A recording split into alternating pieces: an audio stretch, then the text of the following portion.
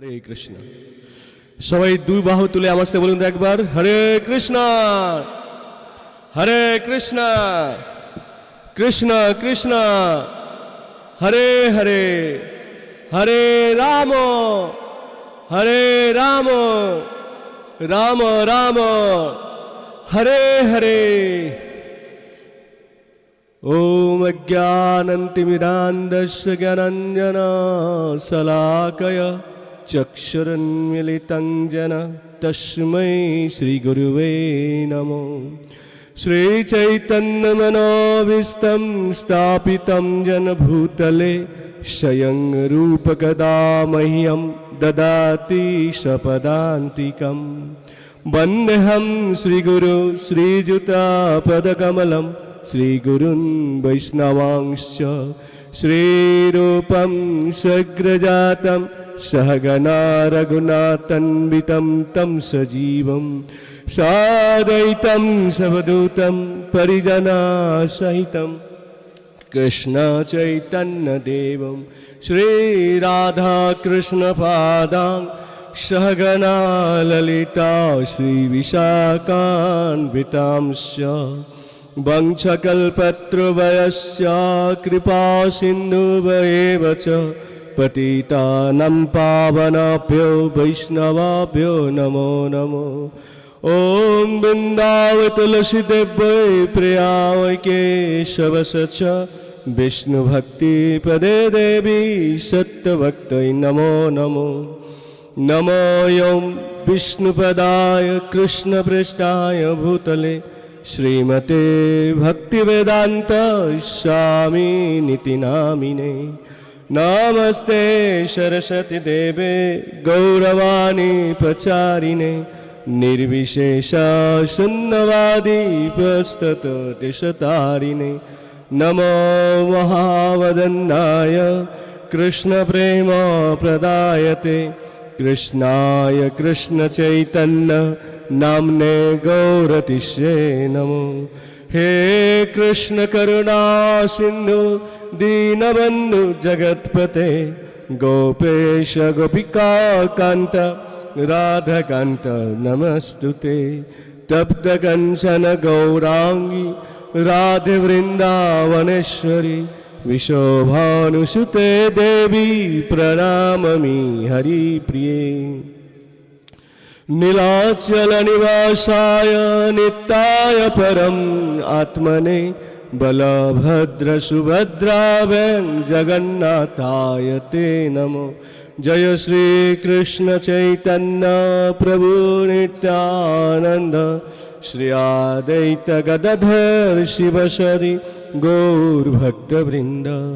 हरे कृष्ण कृष्ण कृष्ण हरे हरे, हरे राम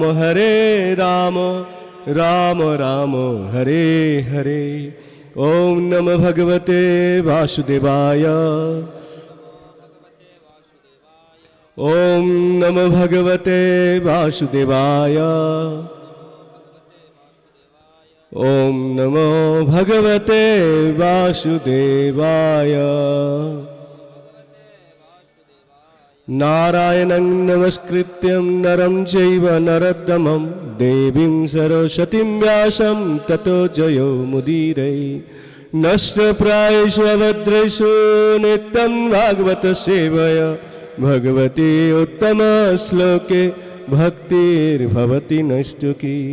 मुखं करोति वाचालं पङ्गुं लङ्घयते गिरिं यत्कृपातमहं वन्दे श्रीगुरुं दीनतारिणं परमानन्दमाधवं श्रीचैतन्य ईश्वरं।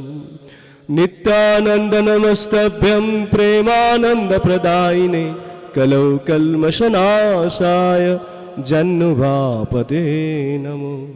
नमो ॐ विष्णुपदाय कृष्णपृष्ठाय भूतले श्रीमते जयपताका स्वामिनिति नामिने। नमो ॐ आचार्यपदाय निताय कृपा प्रदायिने गौरकथा धामोदाय नगर ग्राम तारिणे। ओम तत्सत। हरे कृष्ण। সকলকে ধন্যবাদ। ভগবান আপনাদের সকলকে কৃপা করুক।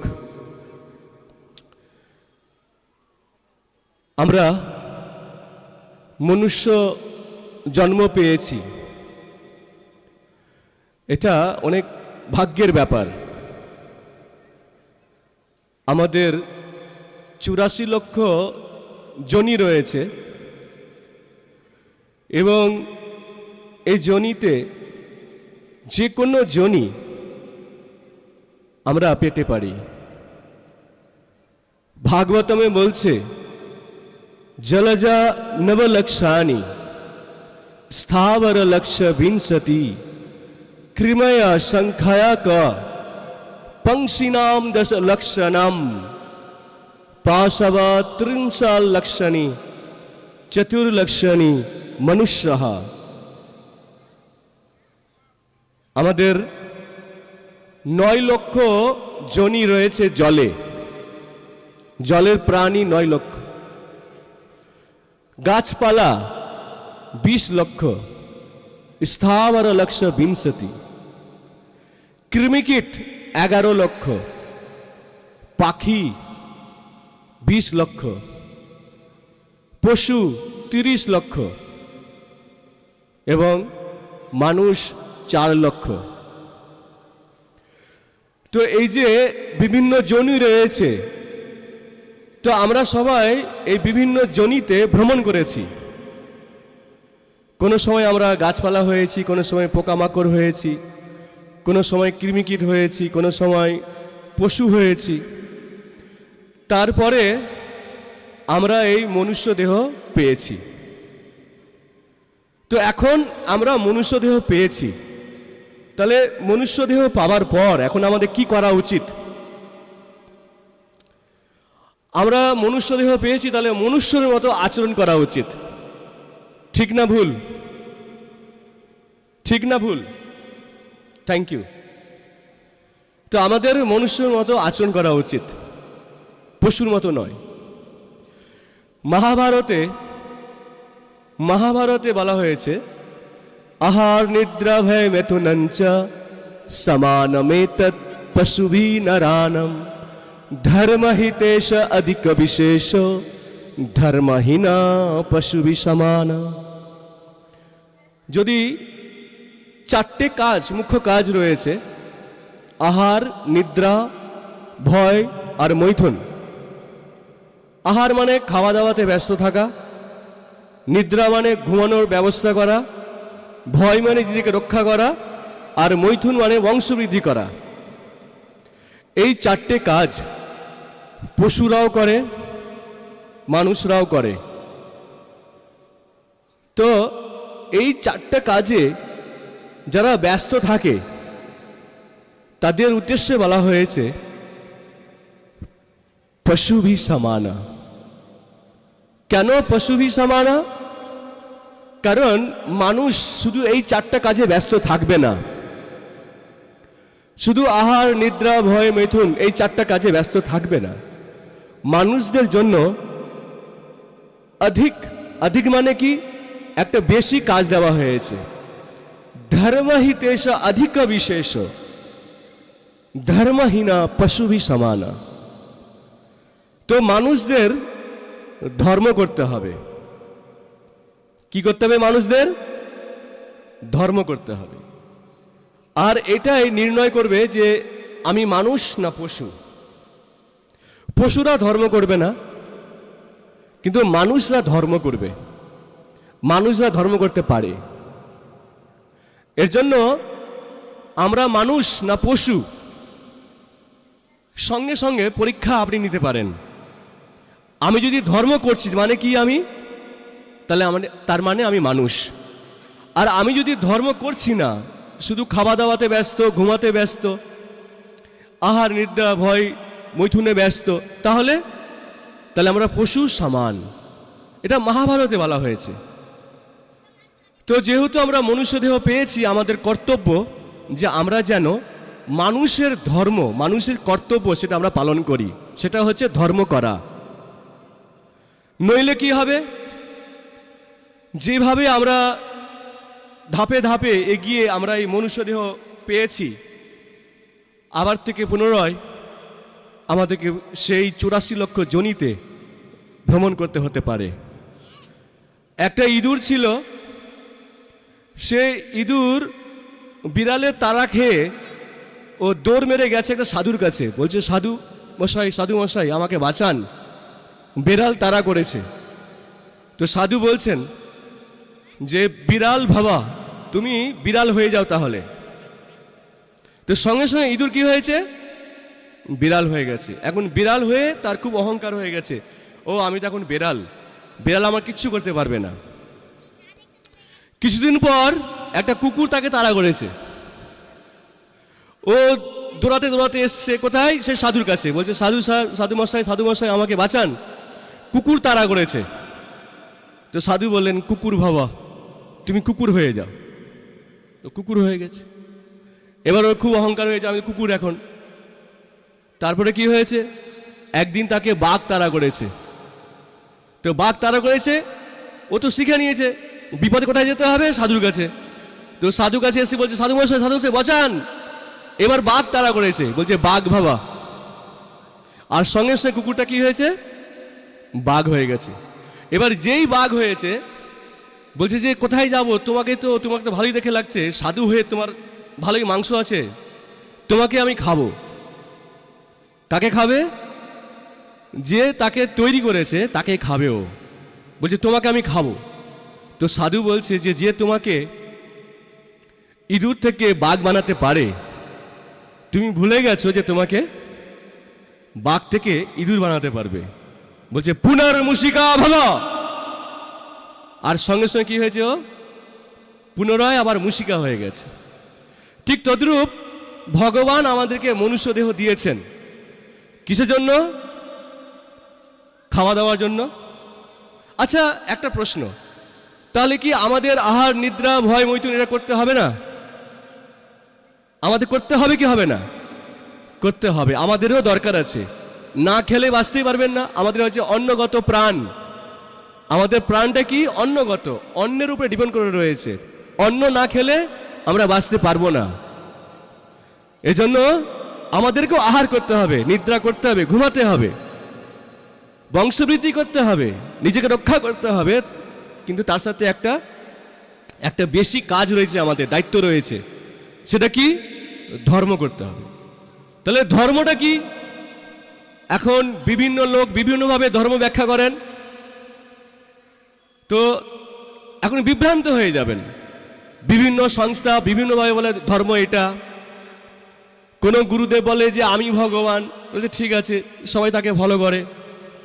কেউ বলে যে আমার ধর্মটা সব থেকে শ্রেষ্ঠ। এইভাবে বিভিন্ন লোক বিভিন্নভাবে বলে যে আমার ধর্মটাই শ্রেষ্ঠ। কিন্তু ধর্মটা কি আমরা জানি না। ধর্ম কি? অথাত ব্রহ্ম জিজ্ঞাসা। ধর্ম মানে কি? অথাত ব্রহ্ম জিজ্ঞাসা। ধর্ম শুরু হয় কি দিয়ে? কি দিয়ে শুরু হয়? জিজ্ঞাসা। আপনি প্রশ্ন করছেন মানে কি করছেন? আপনি ধর্ম করছেন। সবকিছু শুরু হবে প্রশ্ন দিয়ে। ঠিক একটা ছোট বাচ্চা যখন বাবার সাথে বেরোয়, বাবাকে জিজ্ঞেস করে বাবা এটা কি, সেটা কি, এটা কেন হচ্ছে, পাখি কেন উড়ছে, পাখি কেন বসে আছে, কত প্রশ্ন করে। আমাদেরকেও ছোট বাচ্চার মতো প্রশ্ন করতে হবে। তার মানে আমি ধর্ম করছি। ধর্ম মানে এই নয় যে কোনো মন্দিরে গিয়ে ঘন্টা বাজালাম, বসে থাকলাম, লাইন দিয়ে ভোগ দিলাম, এগুলো ধর্ম মধ্যে পড়ে না। ধর্ম হচ্ছে একটা অঙ্গ, এটা হতে পারে, কিন্তু মূল ধর্ম এটা নয়। ধর্ম শুরু হবে প্রশ্ন দিয়ে। কি প্রশ্ন? সেটাও আমাদেরকে শিখতে হবে। আমাদের বিভিন্ন আচার্যগণ তারা আমাদেরকে শিখিয়ে গেছেন যে আমরা কি প্রশ্ন করব। রূপ গোস্বামী, সনাতন গোস্বামী তারা ছিলেন প্রধানমন্ত্রী, অর্থমন্ত্রী, বিহার, বেঙ্গল, উড়িষ্যা, এবং তারা সব রকমের ভাষা জানতেন এবং তাদের জ্ঞান বিজ্ঞান সব ছিল তাদের মধ্যে। তারা যখন চৈতন্য মহাপ্রভুর কাছে গেলেন, চৈতন্য মহাপ্রভু দেখে খুব খুশি হলেন। বললেন তোমাদের এত কিছু গুণ আছে, এত ভাষা জানো, এত কিছু তুমি জানো, এসো তোমাকে আমি আলিঙ্গন করি। তাকে আলিঙ্গন করেছেন এবং বলেছেন যে বলো তুমি কি বলবে আমাকে। তখন সনাতন গোস্বামী প্রশ্ন করছেন। সেটা আমাদেরকে এই একই প্রশ্ন করতে হবে। ধর্ম শুরু হয় এটা দিয়ে। কি প্রশ্ন করছেন? কে আমি, কেন আমায় যারে তাপত্রায়, ইহা নেহি জানি কেমনে হিত হয়। কি প্রশ্ন করছেন? কে আমি? আপনারা সবাই জানেন আমরা কে? আমরা কি জানি কে? এটা জানাই হচ্ছে ধর্ম, নইলে পুনর পুনর পুনর কি মুশিকা ভাবা, আবার পশুজনী লাভ করতে হবে। এজন্য আগে আমাকে জানতে হবে। প্রভু তুমি একটু দাঁড়াও, এদিকে এসো। এই জ্যাকেট প্রভু, এদিকে এসো ফাস্ট। আপনারা সবাই দর্শন করতে পারছেন প্রভুকে? এখানে দাঁড়া, গুড। প্রভুকে আমি এখানে হিপনোটাইজ করবো, করবো কি করবো না? প্রভুকে আমি এখানে হিপনোটাইজ করবো। প্রভু তোমাকে যা যা বলবো তুমি তাই করবে, ঠিক আছে? ভয় পাবে না। চোখে হাত দাও, মাথায় হাত দাও, কপালে হাত দাও, কোমরে হাত দাও, ঠ্যাঙে হাত দাও, বাম ঠ্যাঙে, ডান ঠ্যাঙে, গলায় হাত দাও, কানে হাত দাও, আবার চোখে হাত দাও। তুমি নিজেকে হাত দাও।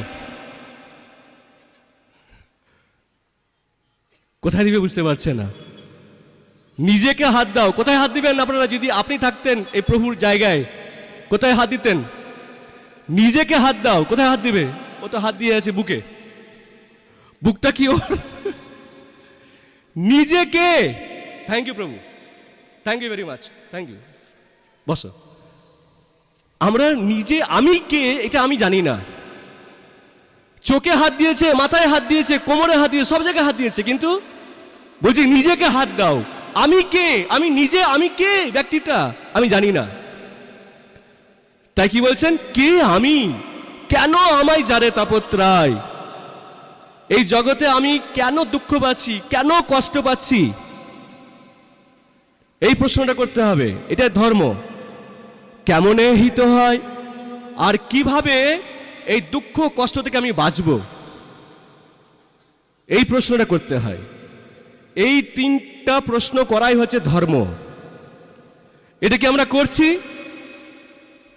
করছি না, তার মানে আমাদের ধর্ম হচ্ছে না।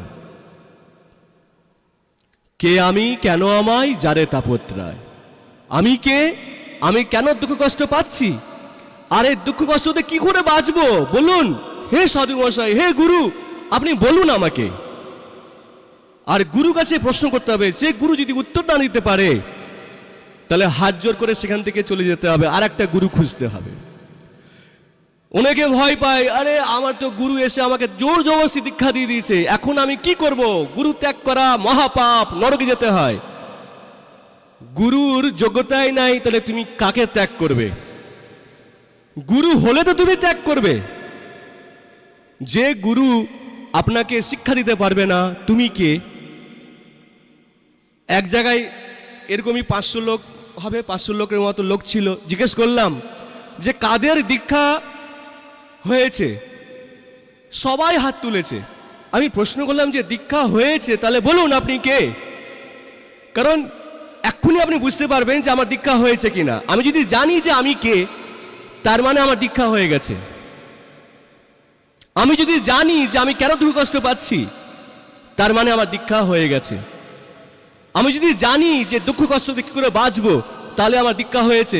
যদি এই উত্তরগুলো আমার জানা না থাকে, তার মানে আমার দীক্ষা হয়নি। আর যার কাছে আমি দীক্ষা নিয়েছি সে গুরুই না। কারণ গুরু হলে সর্বপ্রথম আমাকে এই শিক্ষাগুলোই দেবে। দুঃখের বিষয় আজকে সবাই গুরু হতে চায়, কিন্তু গুরু হবার যোগ্যতা তার নেই। এর জন্য কি হচ্ছে? সমস্ত জগতে বিপদ আর বিপদ দেখা যাচ্ছে। মানুষের মধ্যে হিংসা, একজন একজনকে দেখতে পারে না, একজন গুরু আর একজন গুরুকে দেখতে পারে না, একজন মানুষ আর একজন দেখতে পারে না। ধর্ম মানেই হচ্ছে ভালোবাসা। সে সবাইকে ভালোবাসবে, কারো প্রতি কোনো হিংসা করবে না। সে সবাইকে একসাথে নিয়ে চলতে চেষ্টা করবে, এবং দেখলেই আনন্দ পাবে যে ও একজন ভক্ত আসছে, তাকে প্রণাম করবে, তাকে আলিঙ্গন করবে। কই দেখতে পাচ্ছি আমরা এগুলো সমাজে? কেন? কারণ ধর্মের যে বেসিক এটা আমরা জানি না। এটা আমি জানি না যে ধর্ম শুরু হয় অর্থাৎ ব্রহ্ম জিজ্ঞাসা। মাত্র মাত্র 5 বছরের বাচ্চা, কত বছর? অনলি 5 years old, 5 বছরের বাচ্চা। সে কি বলছে? সবাই তার বন্ধু বান্ধব সবাইকে নিয়ে বসে আছেন, আর কে 5 বছরের বাচ্চা? একটা অসুরের ছেলে। ছোটখাটো অসুর নয়, স্বর্গে সব দেবতাকে তাড়িয়ে দিয়েছে সে অসুর, তার বাবা। কিন্তু এই 5 বছরের বাচ্চা বন্ধুদেরকে শিক্ষা দিচ্ছে, যে শিক্ষাটা আমাদের শিক্ষা গ্রহণ করতে হবে। কি বলছেন? ভাগবতমের 7ম স্কন্ধে প্রহ্লাদ বলছেন, সেই ছোট বাচ্চা পরে গিয়ে হয় প্রহ্লাদ মহারাজ। কেন মহারাজ হলেন? দেখুন কি বলছে 5 বছরের বাচ্চা। প্রহ্লাদ ওয়াচা কৌমারম আচরেত প্রজ্ঞা ধর্মান ভাগবতা ইহ দুর্লভা মনুষ্য জন্ম তদ আপি অধ্রুবম অর্থদম। মাত্র 5 বছরের বাচ্চা বলছে, কি বলছে? কৌমারম আচরেত প্রজ্ঞা, ছোটবেলা থেকে ধর্ম করতে শিখতে হবে। মনুষ্য মানেই তপস্যা, মনুষ্য মানেই তপস্যা। কখন থেকে করতে হবে ধর্ম? কৌমারম, কৌমারম মানে ছোট বয়স থেকে, বাচ্চা থেকে করতে হবে। কি করতে হবে? ধর্মান ভাগবত ইহা, আমাকে ধর্ম করতে হবে। কিন্তু কোন ধর্ম করতে হবে আমাকে? ভাগবত ধর্ম। বলুন, ভাগবত ধর্ম কাকে বলা হয়? এনিবডি? কেউ একজন বলতে পারবেন ভাগবত ধর্ম কাকে বলা হয়? ধর্মান ভাগবত ইহা। প্রহ্লাদ মহারাজ 5 বছর বয়স, উনি বলছেন যে ছোটবেলা থেকে আমাদের ধর্ম করতে হবে। আর ধর্মটা কি? কার ধর্ম? ধর্মান ভাগবত ইহা। ভাগবত ধর্ম মানে কি? ভাগবত ধর্ম মানে হচ্ছে কৃষ্ণ সাথে যুক্ত হওয়া। কৃষ্ণ সাথে যুক্ত হওয়াকে বলা হয় ভাগবত ধর্ম। কৃষ্ণের সাথে যে কোনো জিনিস আপনি যা কিছু করছেন কৃষ্ণকে কেন্দ্র করে, তাকে বলা হয় ভাগবত ধর্ম। কৃষ্ণ ব্যতীত ধর্মকে ভাগবত ধর্ম বলা হয় না। আপনি কৃষ্ণ নাম করছেন, কৃষ্ণই কেন? কারণ কৃষ্ণ হচ্ছেন আমাদের সকলের। এই যে একটু আগে বললাম না, প্রশ্ন করলাম কে আমি, এর উত্তর ভগবান নিজে দিচ্ছেন ভাগবতমে, নিজে দিচ্ছেন ভগবত গীতাতে। ভগবত গীতা হচ্ছে আমাদের ধর্মগ্রন্থ। সেখান থেকে আমি শিখতে পারবো, জানতে পারবো যে ধর্ম কি। সেখানে ভগবান কি বলছেন? মমৈ বংশ জীবলোক জীব ভূত সনাতন অহম বীজ পদঃ পিতাহ। আমি হচ্ছি তোমাদের সকলের পিতা, আমি হচ্ছি তোমাদের সকলের বাবা, আর তোমরা হচ্ছে আমার অংশ।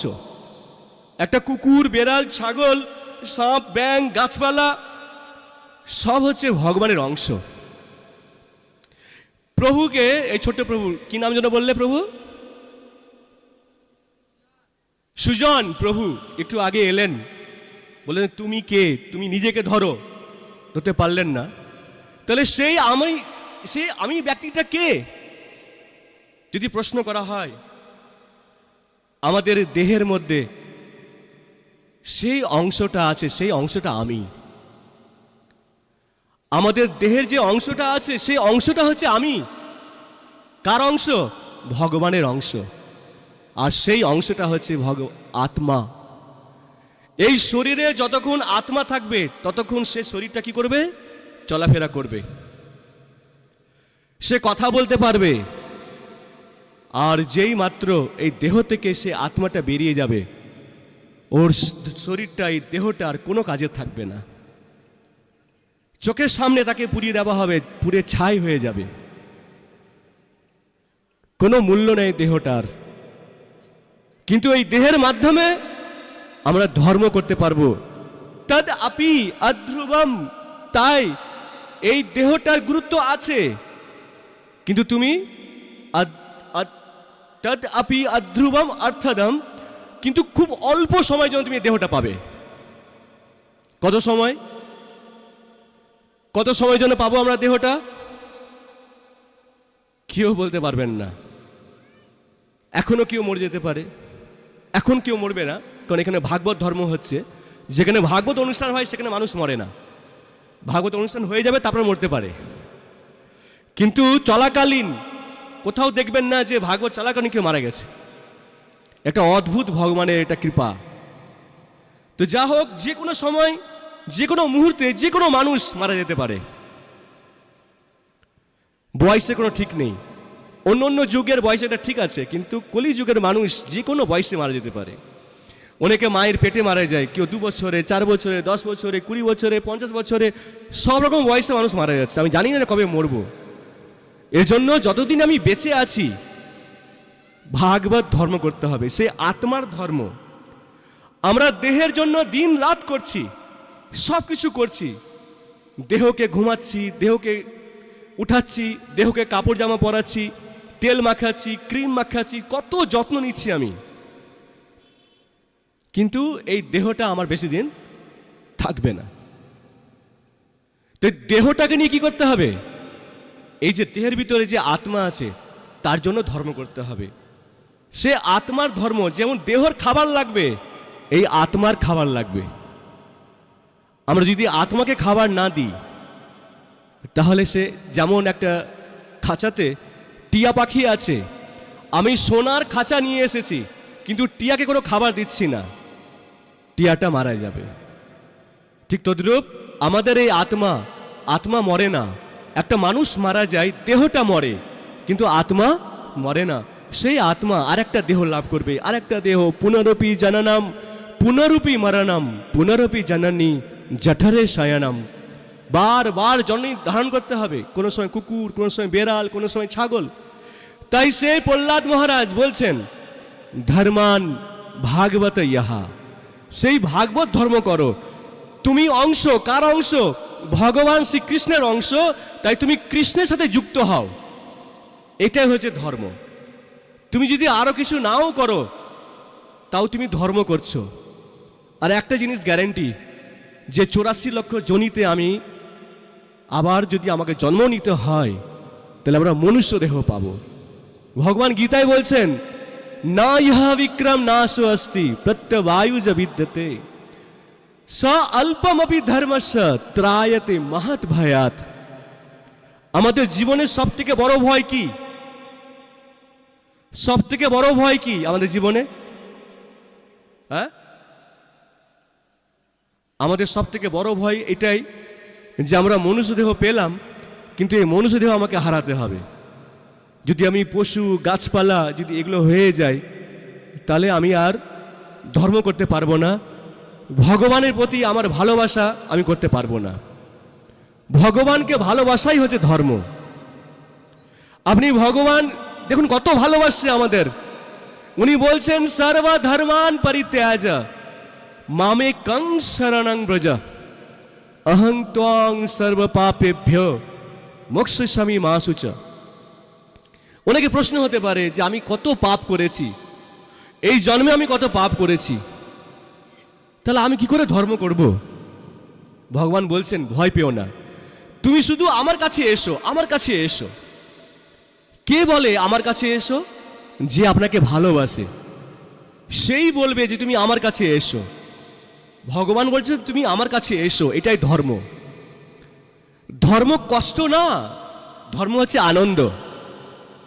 আমরা মনে করি যে ধর্ম করতে হবে, কত কষ্ট করতে হবে, এটা ত্যাগ করতে হবে, সেটা ত্যাগ করতে হবে।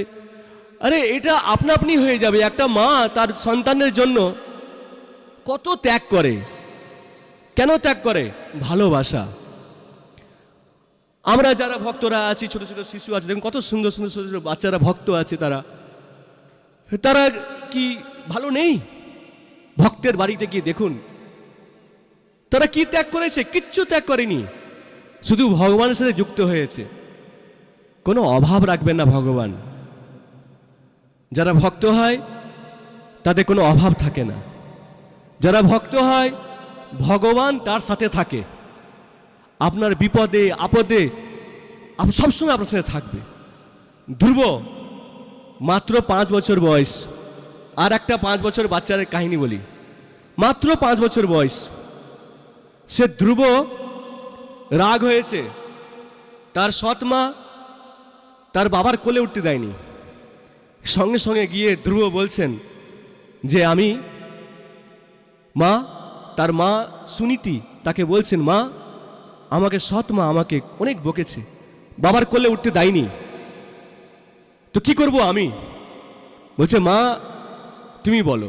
মা বলছে তুমি ভগবানকে ডাকো, তাহলে সেই ভগবান তুমি যা চাইবে তাই তোমাকে দিতে দেবে।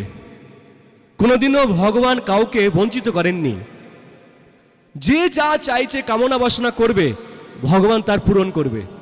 আজকে না হলো, কালকে না হলো, দুদিন পর না হলো, 10 বছর 10 জন্ম, কিন্তু ভগবান করেই ছাড়বে। এই জন্য ভক্তরা কোনো কামনা বাসনা করে না যে সেটা পূরণ করার জন্য বারবার জন্ম নিতে হতে পারে।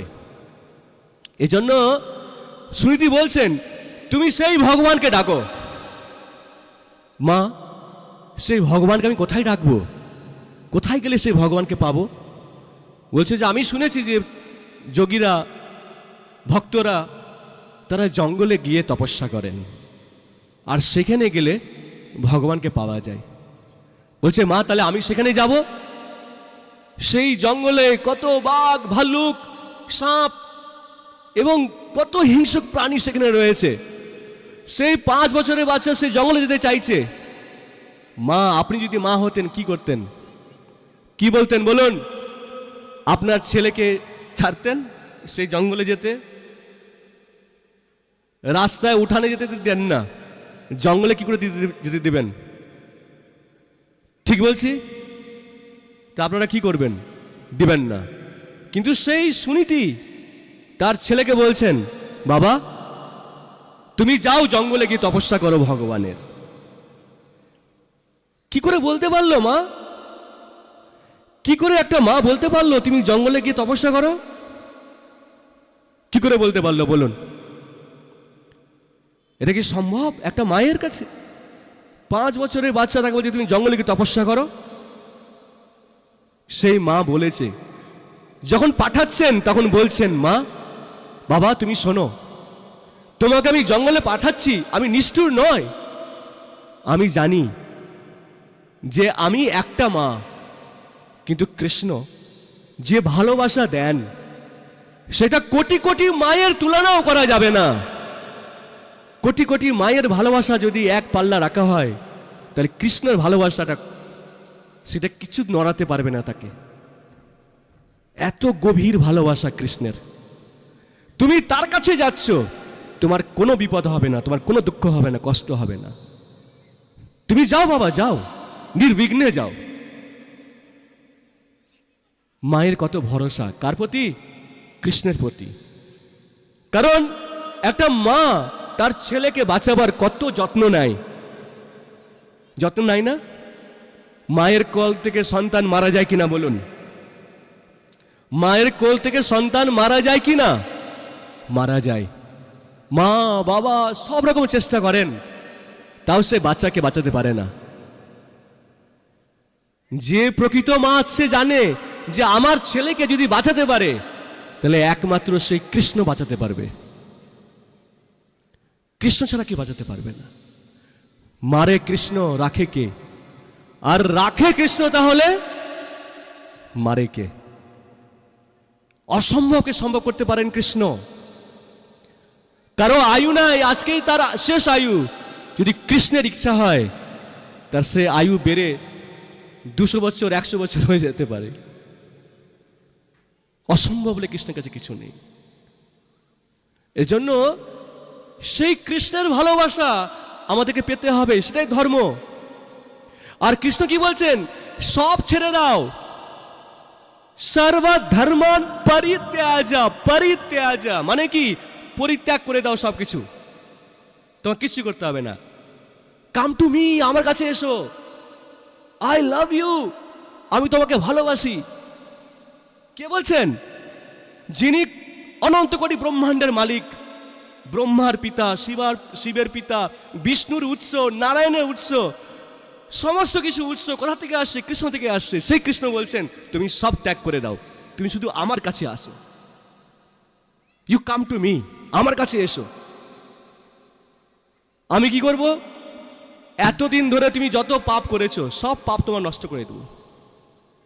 মা সূচ, ভয় পেও না। আচ্ছা বলুন তাহলে, এই ধর্ম করা খুব কঠিন?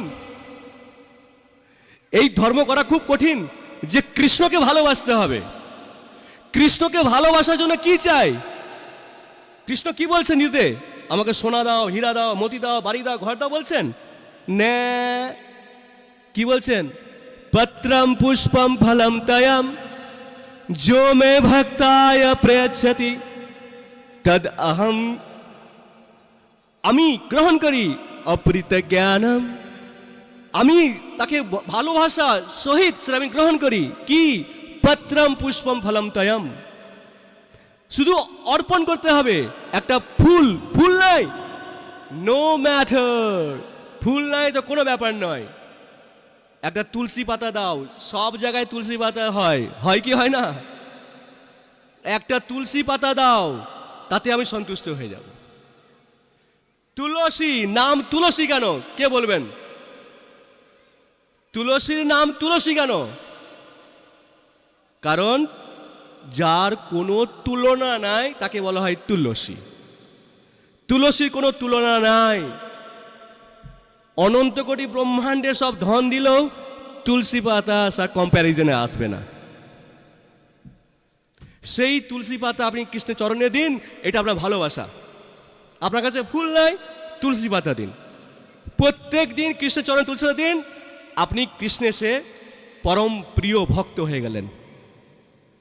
সেই ভালোবাসাতে আপনি কি বলছেন? তুলসী দলা মাত্রে না বিক্রেতে আহম, আমি নিজেকে বিক্রি করে দিই। কাকে? যে আমাকে তুলসী পাতা অর্পণ করে। খুব কঠিন কৃষ্ণ ভক্ত করা। কেন কৃষ্ণ ভক্তি করবেন না? আহারে কত দুঃখ, কত কষ্টের ব্যাপার যে এত সুযোগ থাকতে আমরা কৃষ্ণ ভক্তি করছি না। আর ভগবান বলছেন তুমি আমাকে একটা ফুল দাও, তুলসী পাতা দাও, তাহলে কৃষ্ণ ভক্তি করা হয়ে গেল। আর আমি এত সহজ ভক্তি করতে চাইছি না। যে আপনাকে কৃষ্ণ ভক্তি করাতে হেল্প করছে না, সাহায্য করছে না, সে কোনোদিনও সাধু হতে পারে না, গুরু হতে পারে না। প্রকৃত সাধু, প্রকৃত গুরু সেই যে আপনাকে কৃষ্ণের সাথে যুক্ত করাচ্ছেন। এবং সেই প্রহ্লাদ চলে গেলেন জঙ্গলে, আর সঙ্গে সঙ্গে কৃষ্ণ তাকে সৎ সাধু পাঠালেন নারদ মুনি রূপে। নারদ মুনি এলেন। নারদ মুনি এসে তাকে বলছেন চলে যাও বাড়ি, তুমি ছোট বাচ্চা, তপস্যা করতে পারবে না। বলছে প্রভু আমি করব, আমি কৃষ্ণকে করব আরাধনা। বলছে বাঘ আছে, ভাল্লুক আছে, বলছে তাও আমি করব। কি জেদ! মায়ের কাছে সে শিক্ষা পেয়ে গেছে, পথ প্রদর্শক গুরু তার হয়ে গেছে মা। মা বলেছে যে কৃষ্ণ কাছে গেলে তুমি কৃষ্ণকে পাবে। এবং আমি শর্টে বলছি, কারণ আমাদের পরে আপনাদের জন্য আকর্ষণীয় নাটক এখন পরিবেশন হবে, তো আমি আর বেশি সময় নিতে চাই না।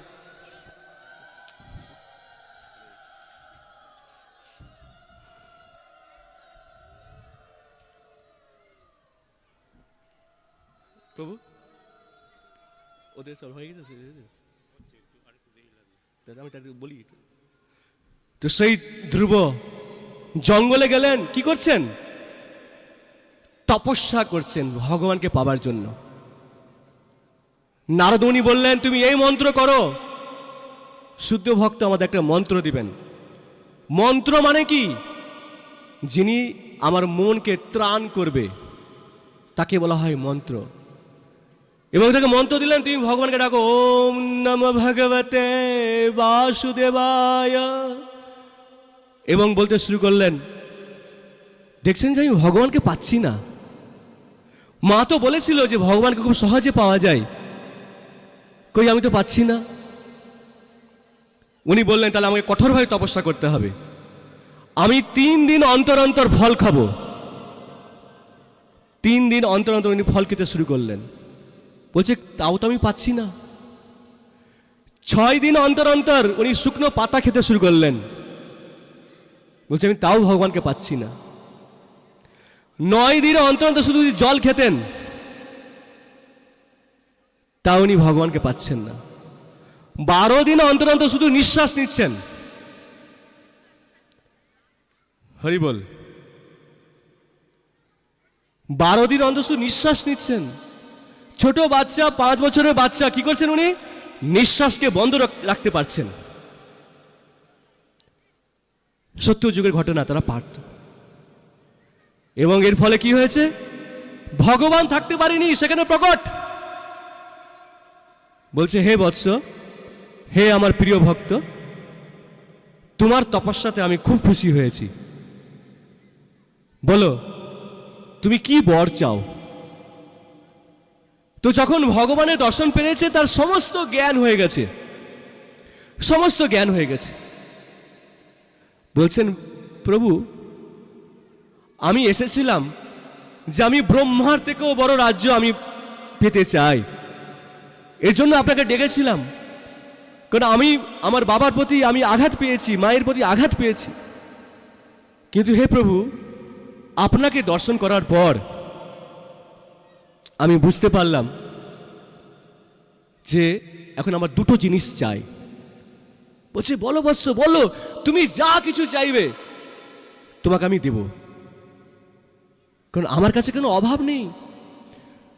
আমরা ভয় পাবেন না আপনারা, ভগবান কাছে চাইলে ভগবানের কোনো অভাব নেই যে আপনাকে দিতে পারবে না। আর সব থেকে বড় বিষয় কি? ভগবান দিবে হাজার হাজার হাতে, আপনি নিতে পারবেন না। আপনাকে নিতে হবে দুটো হাতে। কত জিনিস নিতে পারবেন আপনি বলুন, কিন্তু ভগবান দিবেন হাজার হাজার হাতে। তো বলছেন আমি তোমাকে দেব, তুমি যা বলবে।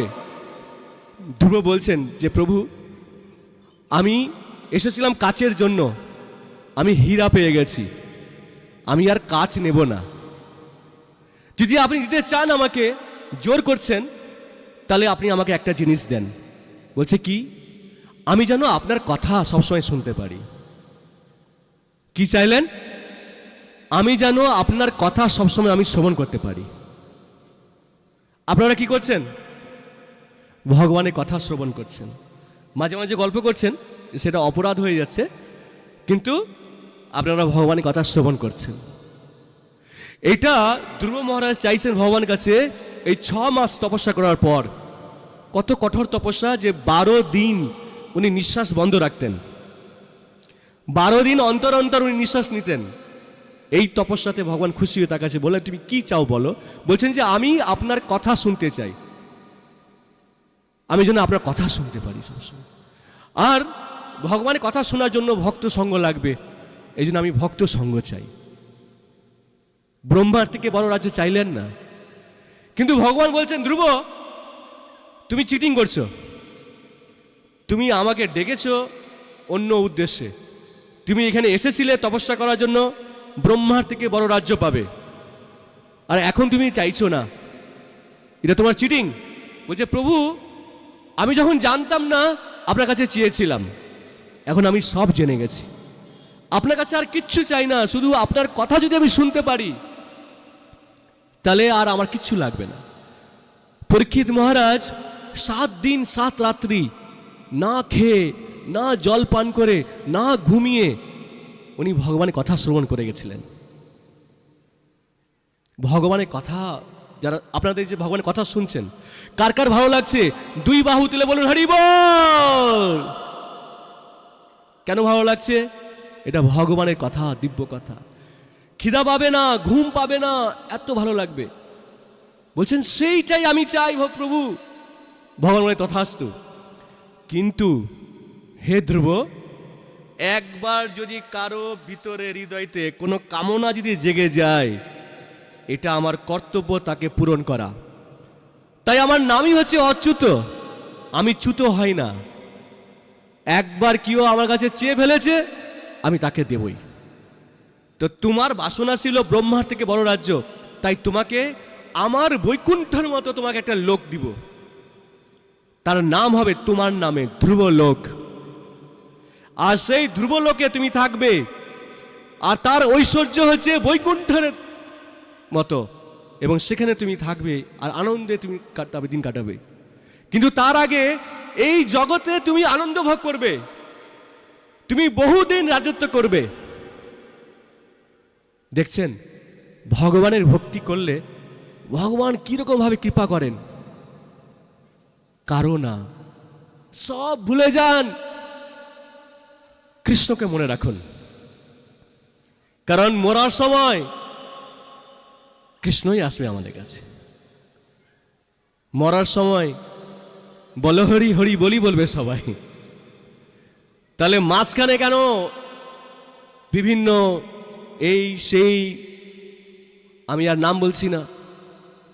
কৃষ্ণ আরাধনা মানে সমস্ত জগৎ আরাধনা হয়ে গেল আপনার। দেবতারা আনন্দে খুশি হয়ে যাবে, তারা যে এরা কৃষ্ণ ভক্তি করছে। সমস্ত দেবতারা আপনাকে কৃপা করবে, তারা আপনাকে সাহায্য করবে কৃষ্ণ ভক্তি করতে। তাই ভগবান কি বলছেন, মা সুচা ভয় পেও না, তুমি শুধু আমার কাছে আসো।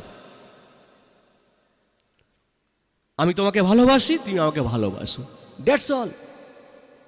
আর তোমার কাছে আমি কিচ্ছু চাই না। সেই কৃষ্ণ ভক্তি করা কত সহজ। এবং আপনারা, আমি শুনলাম, এখানে এলাম যখন শুনলাম যে আপনারা এই কার্তিক ব্রত পুরো মাসের কত নগর সংকীর্তন বেরিয়েছিলেন, সবাই দ্বীপ দেখিয়েছেন। কারা কারা দ্বীপ দেখায়নি হাত তুলুন। খুব সুন্দর, সবাই দ্বীপ দেখিয়েছেন। কারা কারা দ্বীপ দেখিয়েছেন হাত তুলুন। ধন্যবাদ, সবাই দ্বীপ দেখিয়েছেন। শাস্ত্রে কত বর্ণনা আছে, ভগবান কি বলছেন যে একটা দ্বীপ যদি কেউ দেখায় এই কার্তিক মাসে, তো সে আমার কত প্রিয় হয়ে যায়। তেনস্থাম পৃথিবী সর্বে কৃতম সর্ব তীর্থাবগাহনম কার্তিকে কেশবগ্রতা। এই কার্তিক মাসে ভগবানকে দ্বীপ দেখালে বলছেন যে সমস্ত তীর্থ তার করা হয়ে যায়, সমস্ত যোগ্য তার করা হয়ে যায়। তা আপনারা দ্বীপ দেখিয়েছেন, ভগবান কত প্রিয় হয়ে গেছেন। আপনারা হয়তো শুনেছেন একটা ইঁদুর সে একটা বিষ্ণু মন্দিরে গেছিল, তো একজন সাধু দ্বীপ জ্বালিয়ে রেখেছে, ঘিয়ের প্রদীপ, আর সেখানে সে মুখ দিয়ে দিয়েছে, তার মুখে আগুন লেগে গেছে, তার শরীরে আগুন লেগে গেছে, আর ব্যথাতেও লাফাচ্ছে দুই বাহু তুলে। কৃষ্ণ সেখানে এসে বলছেন, আরে তুমি পশু হয়ে আমার কীর্তন করছো, আমার দ্বীপ দেখাচ্ছ। বলছে, না প্রভু, আমি ইঁদুর, আমি আপনাকে দ্বীপ দেখাচ্ছি না। বলছে, না তুমি আমাকে দ্বীপ দেখাচ্ছ। ভগবান কত দয়ালু, শুধু তার শরীরে আগুন লেগে গেছে, কৃষ্ণ বলছে যে না তুমি দ্বীপ দেখিয়েছো, তোমাকে আমি আশীর্বাদ দিচ্ছি যে পরের জন্মে তুমি রাজকুমারী হয়ে জন্মগ্রহণ করবে। নিতাই গৌর সীতানাথ প্রেমানন্দে। তো অজান্তে যদি কেউ দ্বীপ দেখালে যদি রাজকুমারী হতে পারে, তো আমরা দেখুন তো জেনে বুঝে দ্বীপ দেখাচ্ছি, তাহলে কত সৌভাগ্যবান আমরা। ঠিক আছে, আর বেশি আপনাদের সময় নেব না। আমার বলার অনেক কিছু ছিল, আপনারাও ভালো লাগছে, আমারও ভালো লাগছে বলতে, কিন্তু আপনাদের যে মূল আকর্ষণ আছে কি, জগায় বাধায় উদ্ধার। তো কিভাবে উদ্ধার হবে, সেই উদ্ধারটা আপনারা দর্শন করবেন।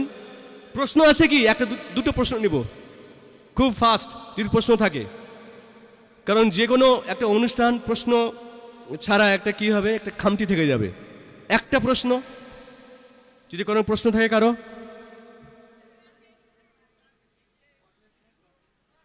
নেই প্রশ্ন, বলুন।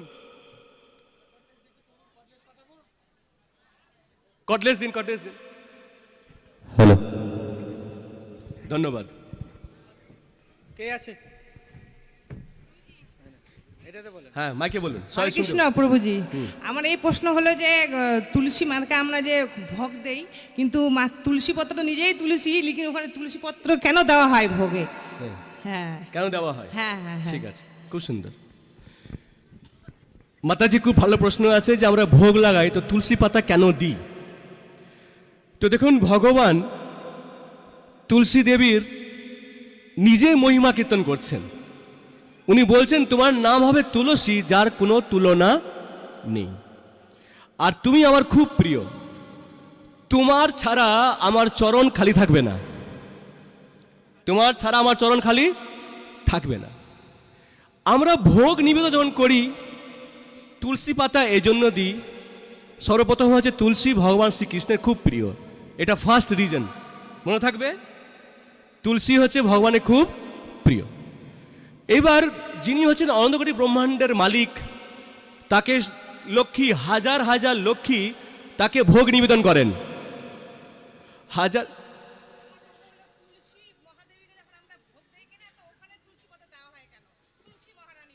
হ্যাঁ, আমি দুটোই বলছি।